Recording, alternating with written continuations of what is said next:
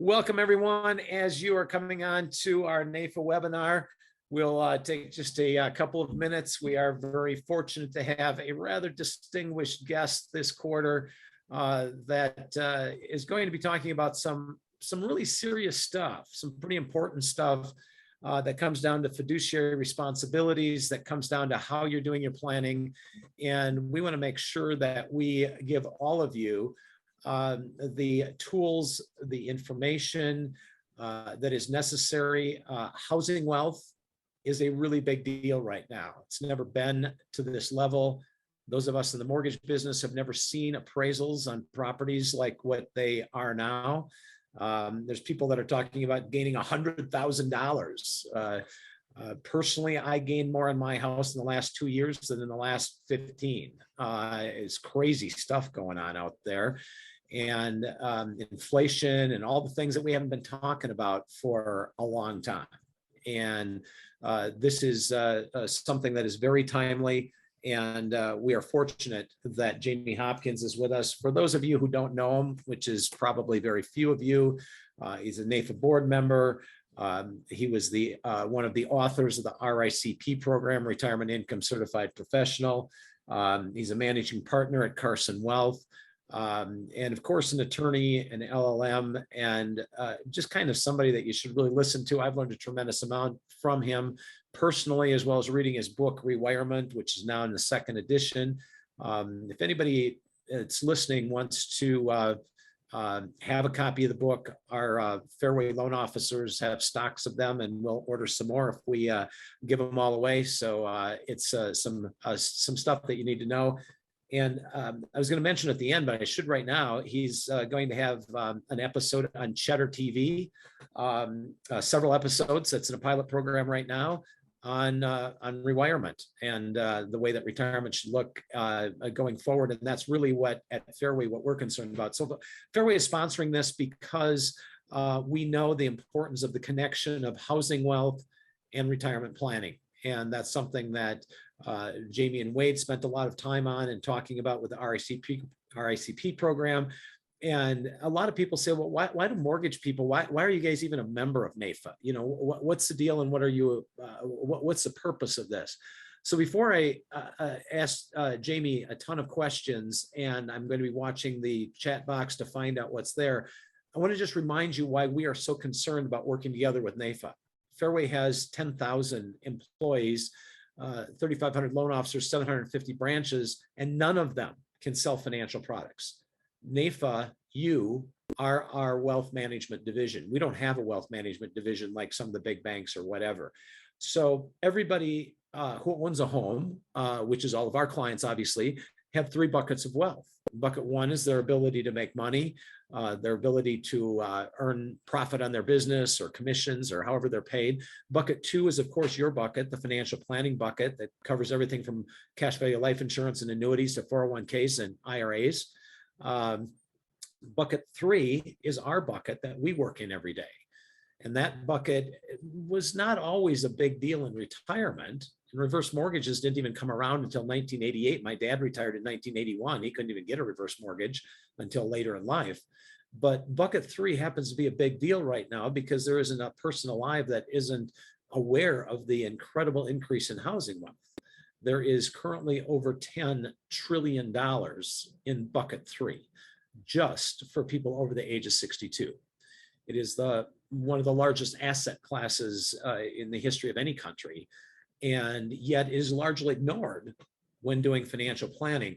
And that is something that is an absolutely critical issue that we believe must be part of it, not because we have a horse in the race and we want to sell reverse mortgages as one of our products, but because we want to take care of our clients. And there's going to be a lot of people that run out of money or don't have as good a retirement because they don't do anything with bucket three.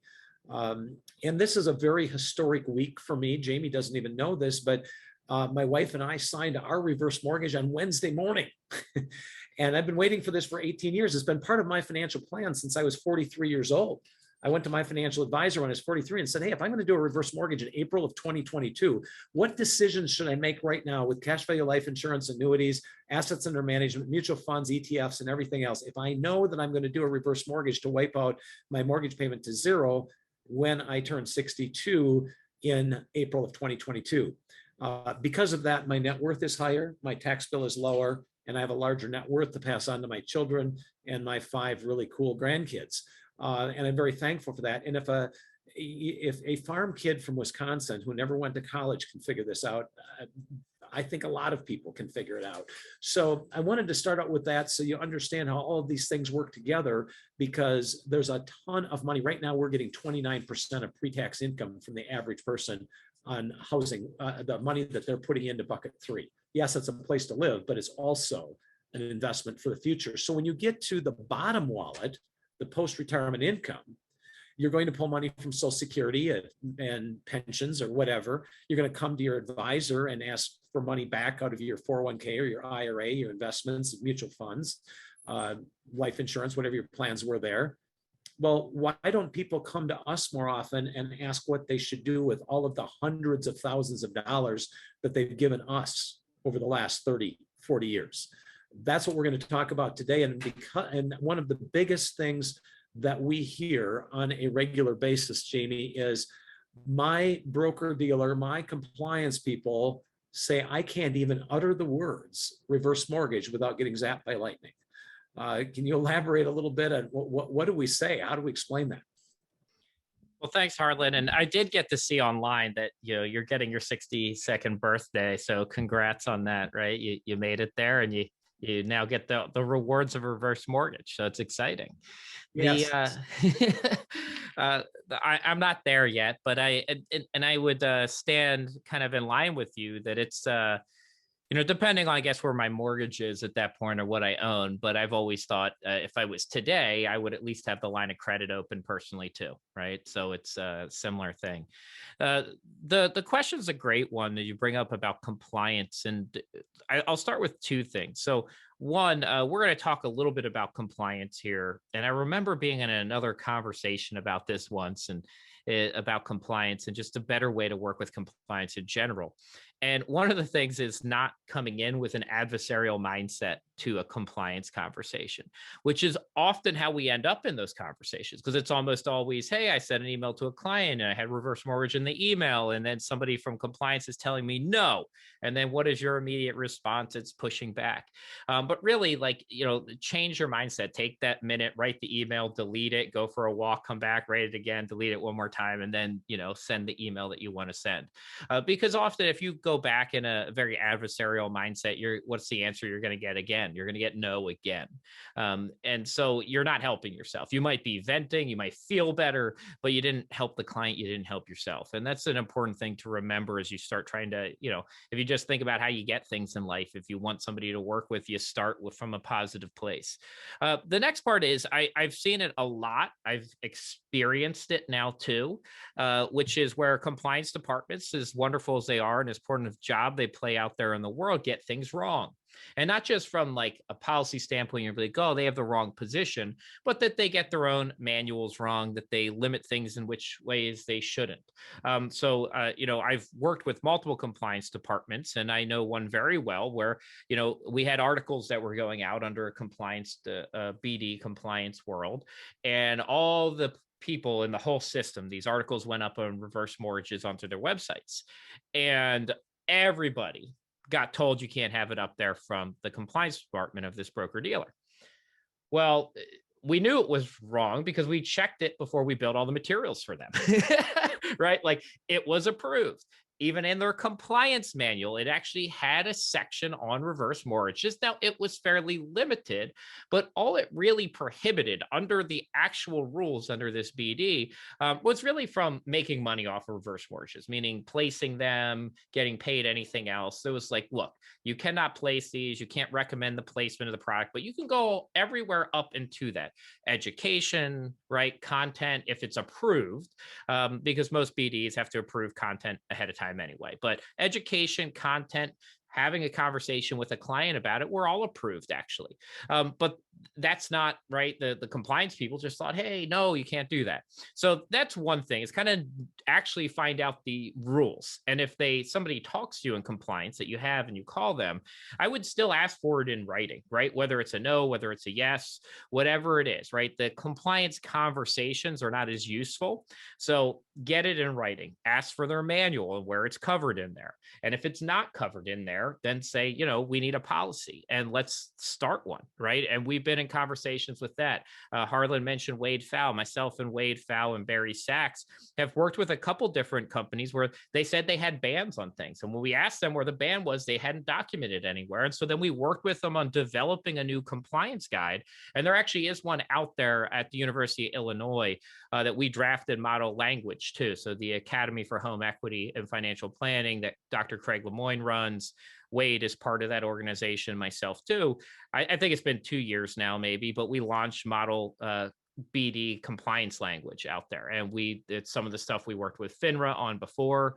It's some of the pieces we've pulled from places like Cetera and Lincoln, who have at least have policies in place. So a lot of starting points there. Positive conversation, right? Get the answers in writing. And number 3, if there isn't something that's good, or even it's just not where you want it to be today, you can use that model language that's coming from an academic institution with people who have worked with FINRA on this rule to start that conversation with compliance. Doesn't always work, but it has worked sometimes. Well, thank you for that. That's so true. My dad always said pressure creates resistance. And when you start fighting like that, it doesn't make sense. And there's in that thing in writing, it's amazing the number of financial advisors that I have talked with that said, well, this is interesting, but I can't talk about it. And I'll say, can you just show me what your company's position is? And I've so far in the last couple of years got one. And it showed exactly different than it was, just that they couldn't invest the money that was borrowed either from a forward or a reverse mortgage. And that's a big difference than talking about it and putting it into planning, because doesn't the FINRA guidelines say that you should consult a trusted financial advisor? Yeah, I've used that in a couple of articles, and I think, in that old presentation, I've done it with you before too. It actually says in there, right, the FINRA investor alert says, talk to your trusted financial advisor before you enter into a reverse mortgage. And then my stance has always been, if you can't answer that question, guess who you are not? You're not their trusted financial advisor, right? Because FINRA, right, it's the only way you get there, right? If you can't answer that question, if you're not allowed to, the investor alert is saying you're not their trusted financial advisor, and they need to go to somebody else who is a trusted financial advisor that can answer the question. Now, so FINRA doesn't say, right, everybody has to be, but that's called logic. Logic there is work in our favor, but not all rules are built off of logic. So that's true. People make way too many decisions with emotion instead of logic. Probably one of the articles, we bought thousands of these articles and reprinted them out of Investment News. Your article from January 22nd of 2018. I've shown this to a number of financial advisors, and your third paragraph is rather strong, and this is 4 years old. However, despite some substantial improvements over the past 5 years, the vast majority of financial services professionals still fail to incorporate home equity planning or reverse mortgages into their practices. And yes, this is a failure. In my opinion, not including home equity and reverse mortgages in the financial planning process is the largest failure of the financial services profession at this time. Whoa, that's kind of strong. Do you feel any differently than when you wrote that 4 years ago? I like it. I stand pretty close to that. I think that I probably found more failures too. So maybe that's the one different thing about it. But this is a huge one. And I came at it from a numbers standpoint at the time. And we were building RICP. We were looking at the collective wealth of the United States and where it fell. And, when you get to the average 65-year-old, average, like median household from the census data back in like 2012, I don't remember what wave it was, 24, something another, but it was wave 24 in the data. And you go down, you look at that, and look, 2/3 of the median 65-year-old couple's wealth minus Social Security, which you had in, you can add it in, it changes the numbers a bit. But the median was about 2/3, about 60% was in their home. And when you look at that and then say advisors are supposed to be helping with this and really don't spend any time on housing wealth, you might add in a mortgage into your planning software. You might tap a home in there, but typically people just kind of leave the home as the last resort option in planning software, right? Like that's the default in every planning software, is just you leave that one. You don't really, it's an asset, but you're not using it for anything typically in most plans. And so that's a big miss, right? You think about financial advisors and financial advice being holistic across a person, and then that gap between there and missing 2/3 of Americans' wealth is fairly substantial. Now, if you said, look, I'm an insurance professional and I sell insurance, okay, a little bit different. If you say I'm an investment manager and I invest investable assets, a little bit different. When you get to financial advice, missing America's largest asset is a huge failure, right? And it's kind of hard for me to point to any particular other thing that we've missed that is that large in a person's life. Yeah, that's what's always amazing to me, because I even think about my own personal situation. My payment was $2,700 on purpose. I specifically delayed my payment so I could invest more money into bucket two, since I learned about reverse mortgages 18, 19 years ago. And so on April 1st, my payment is $2,700. On May 1st, my payment is zero or optional. Now, when I talk to my financial advisor, there's quite a bit that he can do with that $2,700 cash flow. And I also thought about it at a 4% safe withdrawal rate, which I know Wade has specifically said he thinks is closer to 2.3 or getting somewhere between 2 and 3. I would have to have somewhere around $800,000 in investments to spin off enough money at the safe withdrawal rate to pay for that. Yet the reality is that we've got 44% of people walking into retirement still making a mortgage payment, and it's not looked at to minimize that. Isn't that one of the biggest messages that somehow we have to get out to advisors and to our loan officers, that they don't put somebody like me into a 15, 20, 30-year obligation that will take a majority of my assets or a big chunk of assets to spin off that income? Isn't that maybe one of the biggest worries of that obligation that goes way into retirement? I think Wade's always been concerned about that in his writing, of the amount of money that it takes to make a mortgage payment. It's a big concern, right? It's a lot of money going into mortgages, into the home. Right now we're seeing home prices, as you brought up before, skyrocket. Or another way to look at it is if you actually track like home values pre the 08 crash, we're actually back online with it. If you had just seen growth continue, it's kind of interesting, right? But we saw such a decline and flattening, it now feels like a giant jump.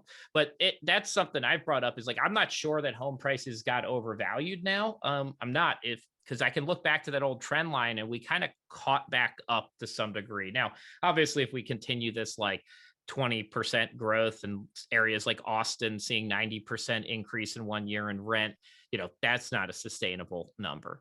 But if you look at average American spending, so if you look at the US spending data for retirees, the single largest cost is their home, right? It's the number one expense in retirement. It's their largest asset from a dollar standpoint. So we have the largest asset, the largest cash flow implication for retirees on average. And again, yeah, as you said, we just kind of accept it to be true. I think that that's something that's changed in my mind over time. Advisors just haven't had conversations throughout the life of the client. So we just accept their decisions around mortgage and housing to be true in most situations. And so what I mean by that is if you come in and you say, hey, I got 20 years on this mortgage, I'm paying $2,700 a month. We go, okay, cool. We'll put that in. And we're done, right? We just accept that one to be true. But if I came in and said, hey, I'm continuing to pay this whole life policy at $2,800 a month, right? And I don't have any kids and I got divorced and I'm just going to keep on riding this. You might say, hey, maybe we should look at that policy and maybe there's a 1035, maybe there's something else that we should be doing with it. And we would immediately question that. Or if I said, hey, I'm saving 10% of my income every year for retirement, you'd say, hey, well, let's take a look at that, right? Like, is that actually the right number for you? Should it be a different number, more or less? And when we get to retirement, we absolutely would say, hey, Harlan, you probably don't need to keep saving for retirement anymore, right? You're here. You don't need to save 10% each year anymore. But with a lot of housing stuff, we just accept that it's true and we move on.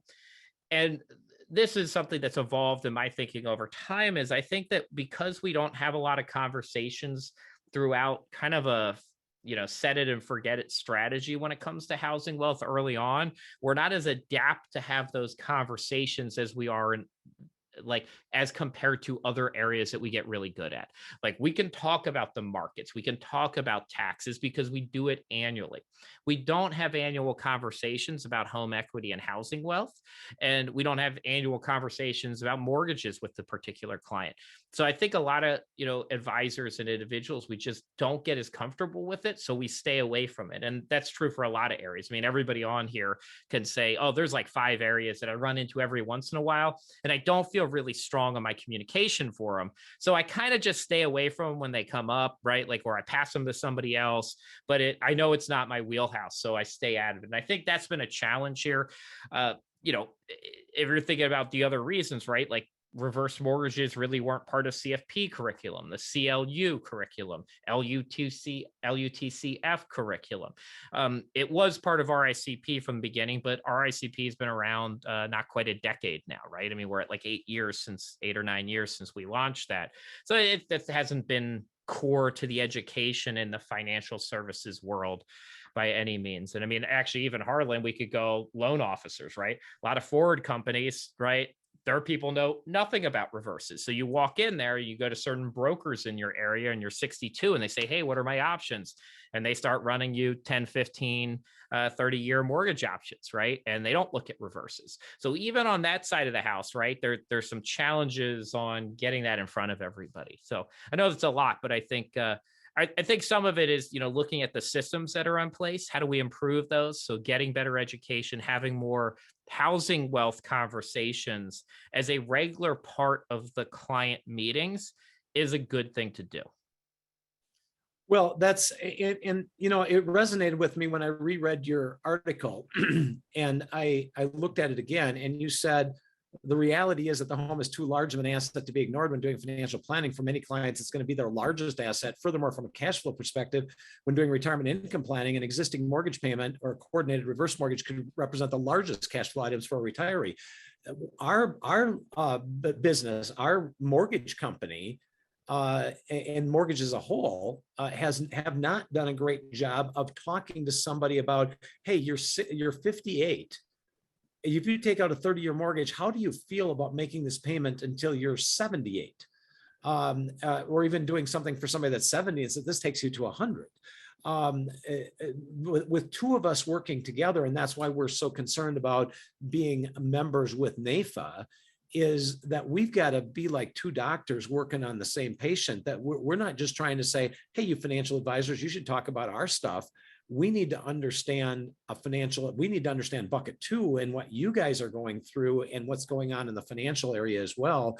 Because I know when I go to the clinic and 2 doctors are working on me, they read each other's notes and they talk to each other. Don't you think that's really responsibility on both sides, that we have to educate our people as well as what happens on the financial advisor insurance side? I agree.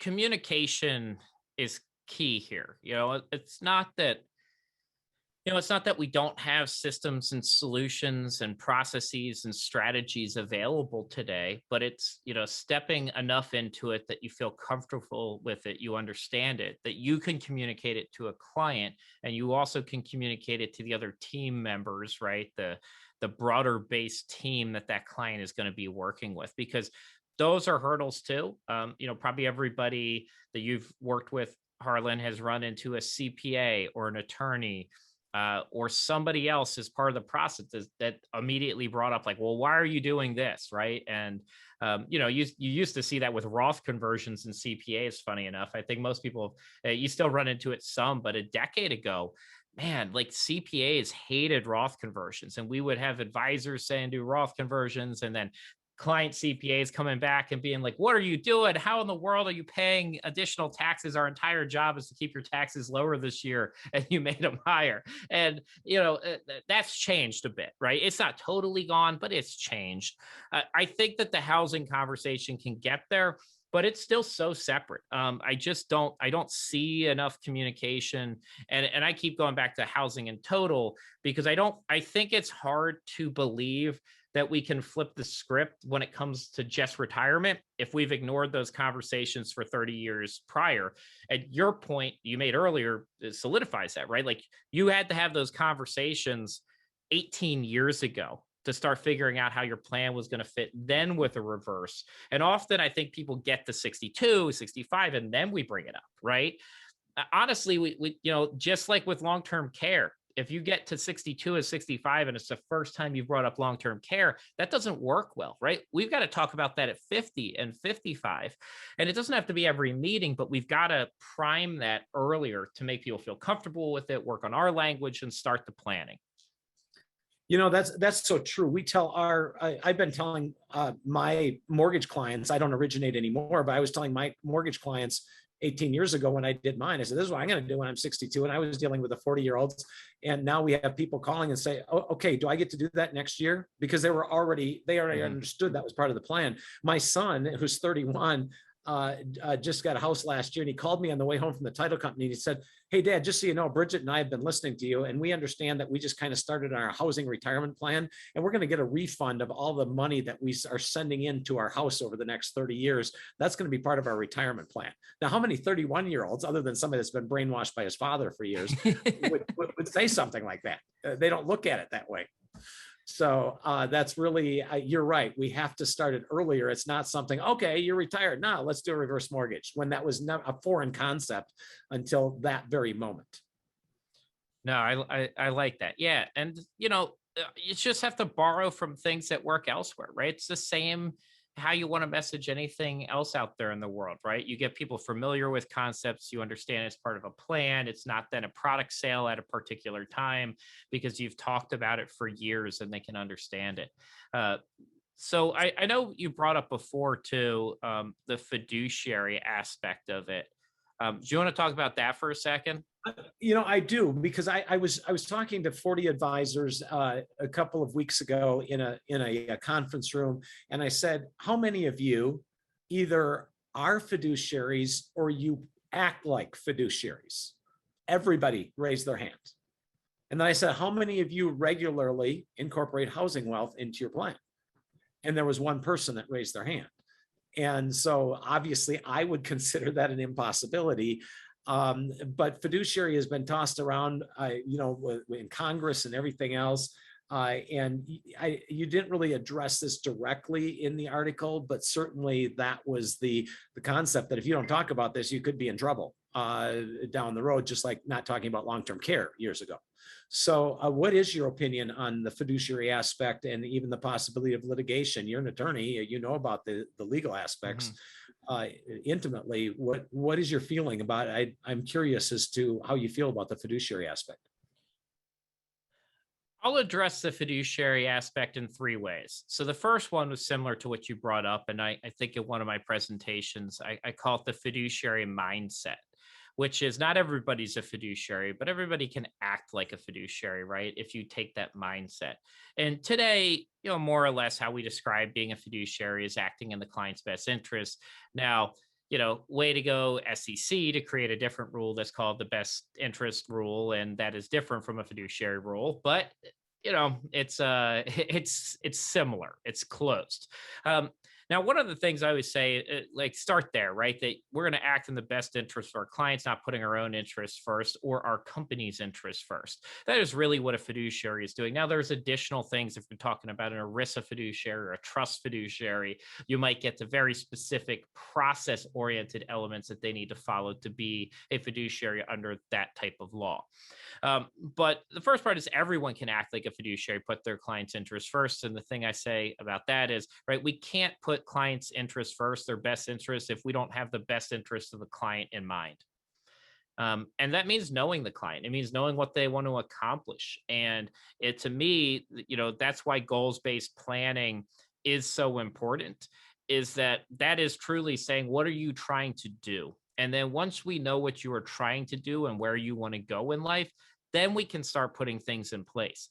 But for so long, right, we just, somebody came in and we had model allocations and products we were trying to sell, and that was the job.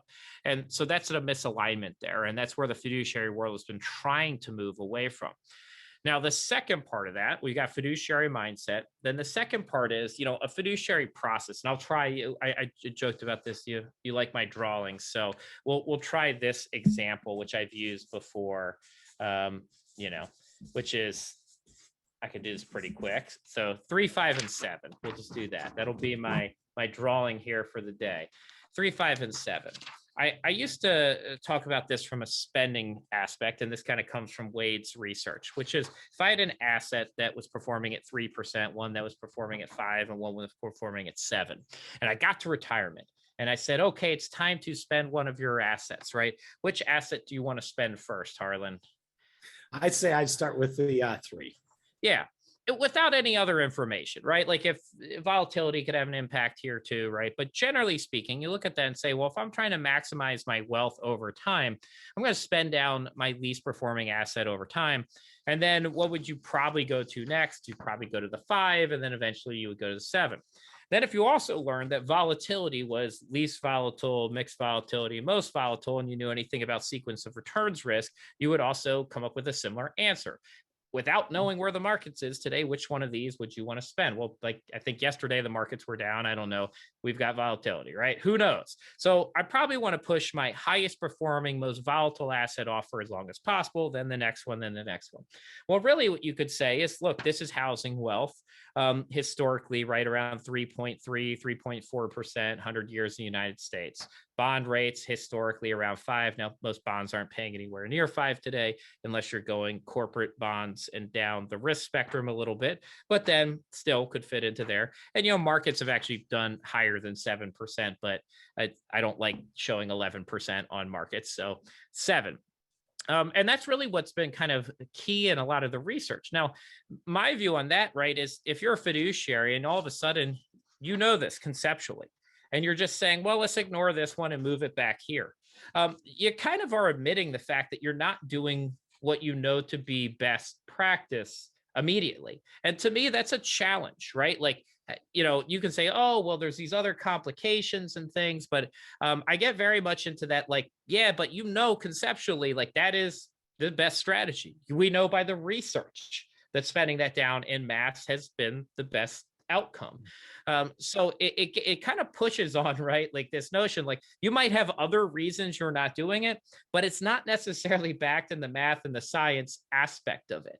And that doesn't mean you have to use a reverse mortgage in every case, or refinance in every case or downsize in every case. But fundamentally, if you're saying we're trying to create the best outcome for this client, and their goal is to maximize wealth or maximize income across the 30-year, 40-year time period, and you're not doing that, okay, then why?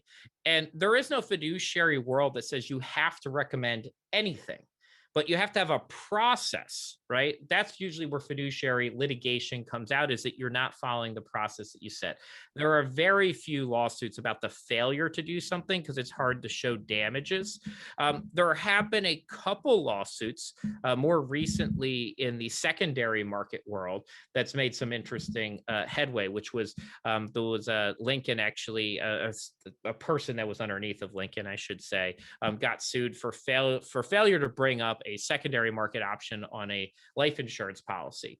And it was very interesting because the court, while this ended up getting settled and for good reason, the court did find that continued premiums for that product that was totally legitimate when it was sold to them, right, could constitute damages. That was the super interesting thing about that part of the case, was that like it was a good product when it was sold. There was nothing wrong with the product, right? It passed suitability at time it was sold. It was a good product. But when they came in to ask about options, they were not presented with a settlement option, and they weren't told that that was an option. And then somebody was like, the argument was like, yeah, but this is still a good product. It's still a good product for them, so there are no damages. Just like if somebody was living in their house and the house was a good house for them still, but you didn't bring up another option, could the continued payment of premiums into your mortgage be considered damages? If you kind of follow those lines, the answer is maybe. It's possible a court just conceptually, right? Logic would say, yes, those are similar. But also I would say courts might not view housing mortgages and a life insurance premium as the same, but mortgage premiums, life insurance premiums, I don't know. There's an argument that should not be treated differently from a legal standpoint. So it's a very interesting thing. So you say, could somebody get sued, which is kind of the last piece that I was walking through to there. I think it's possible. That the real challenge is to show damages. That's the really big one. I have one scenario that I've drawn up before that I said, I could get pretty close to it if I was litigating this. You're also going to have an attorney that knows a lot in this space too.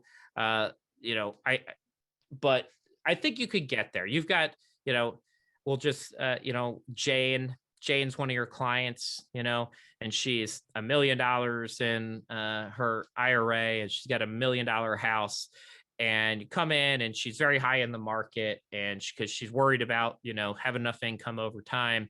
And they have a big mortgage on the house too, and they're continuing to pay that. It's pulling on their withdrawal. She's not spending anything, and she ends up dying. And you walk in, and we get 2020 during March and February, and the market dips 20%. And all of a sudden you're sitting around and the heirs are saying, wow, like you didn't do anything on this, right? And maybe the housing world dips another 20. And the kids are coming in looking at it being like, you should have had some conversation about housing wealth. It's half of her wealth and you didn't talk about it, and you've got no notes on it. And they're saying, well, she's paying you a planning fee and you didn't cover half of her wealth. And now the market's down, and our damages are the fact that you had her drawing from that through this whole downturn when you had another option. And now we should have been left off with more money. And that's what they're sitting there thinking. Now, could you show up to a court and argue that fairly well?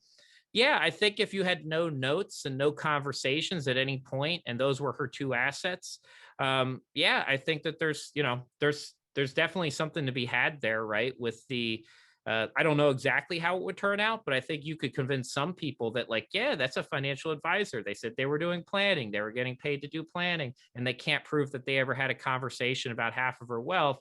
And now the damages are the other assets went down. You had to withdraw from them when they were going down, and then she died. And now the heirs are out money. Well, it's interesting that I was speaking to 3 weeks ago, I was speaking to a group of 20 estate planning attorneys about reverse mortgages. And one of them said, I don't really understand, how this would even help wealthy people, because my father died a couple of months ago and my mom has a $3 million house. And I couldn't believe it when Dad passed away. I came in as the trustee, and Dad had $1 million in his IRA, all in Tesla stock. I mean, that freaked me out. I couldn't wait to be able to get my trustee orders soon enough so I could get that money out. I just hoped and prayed that Elon Musk didn't say something stupid so that stock would go down. I mean, who would ever put $1 million in one stock? And I said, did you hear what you just said? She's got $3 million in a paid off house. Who would ever put $3 million into one real estate stock? And he said, I see your point. I never thought about that. And so it was weird how he was focused on this Tesla stock and totally freaked out about it and thought nothing of all the money that she had in this $3 million asset that was completely paid off with no reverse mortgage, not even a line of credit on it to create liquidity. So that's an excellent point, and something that I think that we all need to be aware of, both in the mortgage area as well as obviously as the other folks, because you said in your article, when you were kind of breaching the fiduciary scenario, this begs financial advisors to answer two questions. Is it reasonable to ignore the client's largest asset when developing a financial plan? And number two, is it reasonable to ignore a government insured mortgage product that could substantially improve the client's situation? Most likely the answer to both these questions is no. It's not reasonable to ignore the home as an asset, and it's not reasonable to ignore a reverse mortgage for retirement age homeowners. I mean, that seems, I mean, even a high school educated kid from Pittsville, Wisconsin, that seems to just make a lot of sense. When you wrote it, and even now, it's very clear. So what do we have to do to be able to help broker dealers and insurance companies understand this? What should we do? There's some loan officers on this call. What should we do in our area, and then all of the people in NAIFA, what should they do when they're working with their compliance departments? Yeah, I mean, I don't think that there's a silver bullet, magic solution, magic wand, whatever things we want to say, and we can like solve it all. It's different personalities, different companies, different outcomes, different goals. And I thought probably a decade ago, when I really started getting into this and working with some of the compliance departments, that it would move faster, and it hasn't. And I think that's a lot of people's goals in life, right? We expect things to move at the speed we like them to move, rather than the ones they're going to move at. I mentioned one of the things before, but it's probably a nice tie on to it, which is we talked about broaching conversations here with a positive mindset. And I also think patience, that compliance departments in a lot of companies, when you step back into the business side of the company, are not fully incentivized to take risks in the sense of adding new things.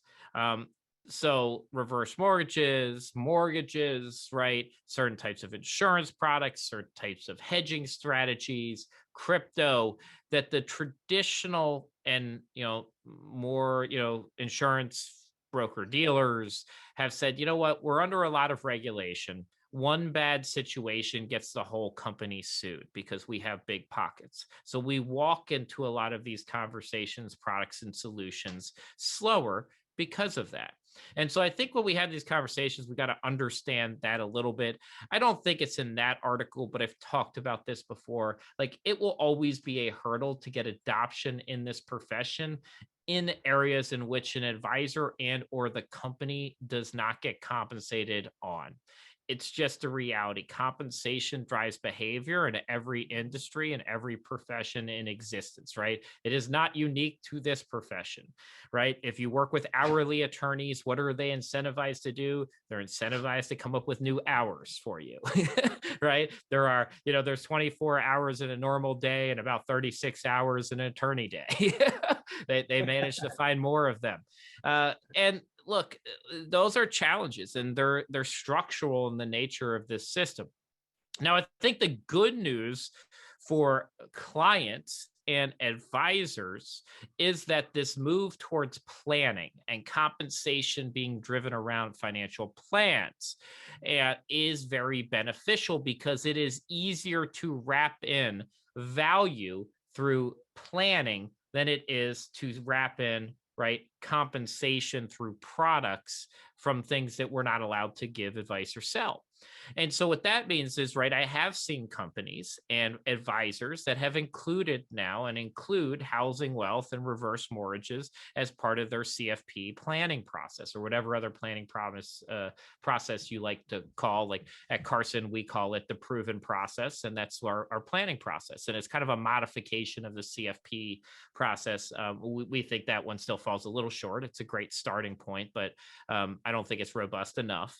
And you can build it into that. And then all of a sudden, well, you're demonstrating value and you're getting away from returns and products and focusing on what's the outcomes you want to demonstrate and adding that insight along the way. Now, when it comes to compliance, there's kind of a question there in the thing too. What's the biggest hurdle of getting beyond that initial misconception? So what I will say is compliance departments tend to have some misconceptions on reverse mortgages. That tends to be the case so far. That, Harlan, you've probably seen this too, where you get compliance departments that go, oh, well, FINRA doesn't allow it. And you're like, FINRA has no statement where they don't allow this. It's just not part of it. What they're thinking of is the pre-2012 or 11 investor alert, which was more negative on reverses. But it didn't ban it in that one either. It was a more negative tone. And it really called for reverses back then to be a last resort item, right? I mean, that was the old investor alert, was really heavy into that. It still didn't ban them though. It still said, hey, this could be an option of last resort for clients that are running out of money. They don't take that tone anymore, even in the FINRA investor alert. They're not banned there. They're not banned by the SEC. This is a government product for a lot of them, not all of them. So I think part of it is just seeing where their hurdles are, right? Like with anyone, if I want to come to you and try to sell you a new car, I don't just start selling you the new car. I want to know, hey, do you have a bunch of kids? How old is your car, right? And so those things to compliance are hey, that's cool. We have a policy. When's the last time we reviewed that policy? 2002. All right. Maybe we should look at it again, being that the products that existed in 2002 don't exist anymore. So it's probably worthwhile updating it based off of that. That's a good one, right? To bring up. Ask questions that can lead to answers you want to get to. And I do think, things like that, hey, can we get a group together and converse about this and see if we should update it?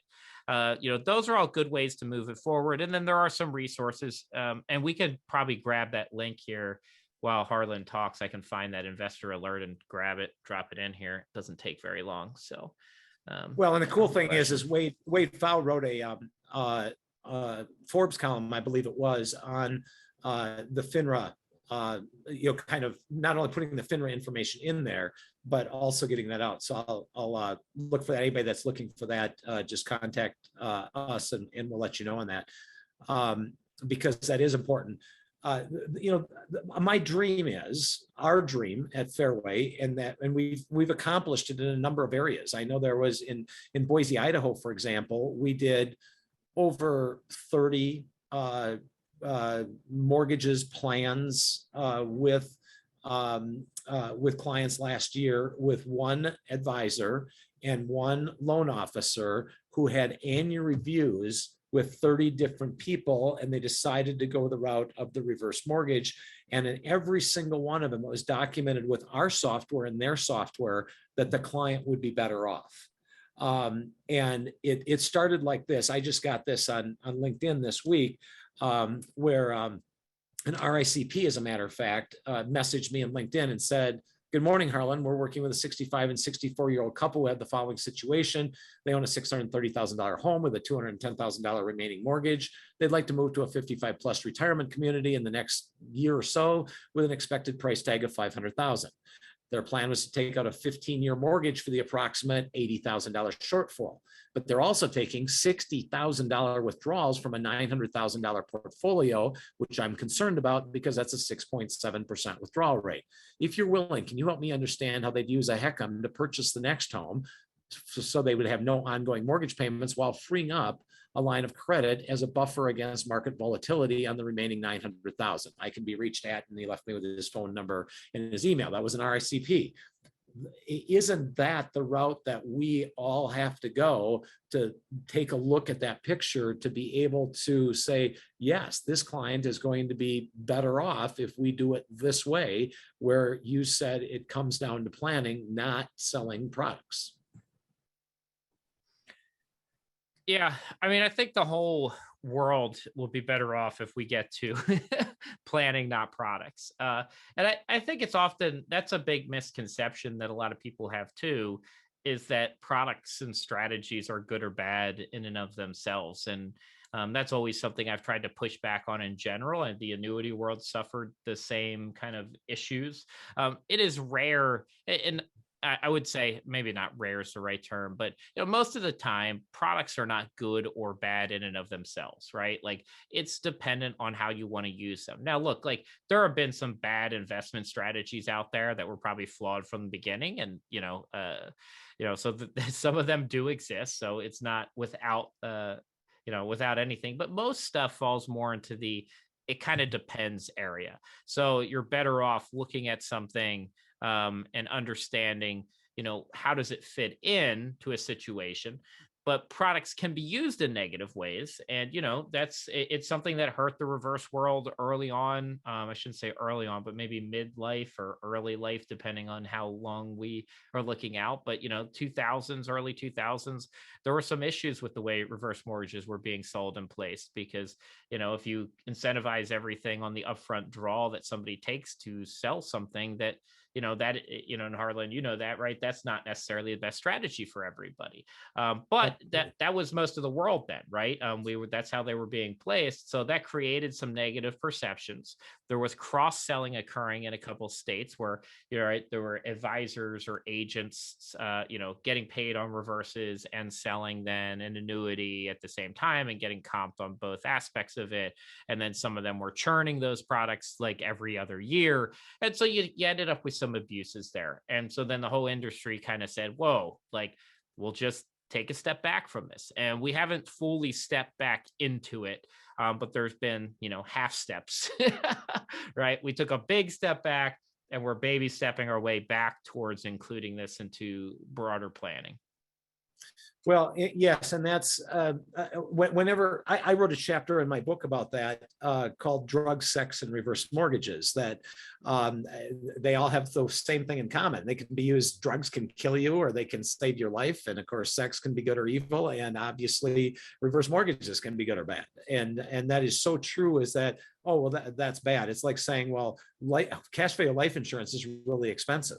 Well, yeah, it's more expensive than term, but it does more things. So it's funny because I just got an email this week from an investment advisor, an insurance agent for a relatively large company that all of us would know the name of, who said, we will never consider reverse mortgages in any of our planning because they are ridiculously expensive.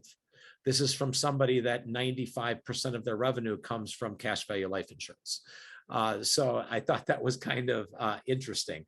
Now, one of the things, and we're coming close to the end of our time together, I put in the chat box that the article that Wade Pfau wrote specifically in 2019 about the FINRA stance. And so it's got the links to the information there as well.